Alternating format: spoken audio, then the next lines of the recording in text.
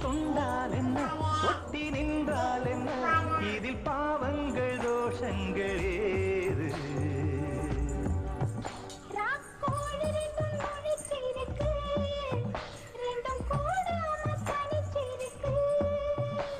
உள்நாடிதான் நெருப்பா கொதிக்க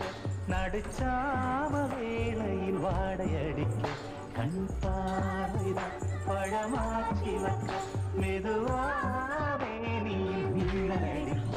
ராக்கோழி ரெண்டும் முடிச்சிருக்கு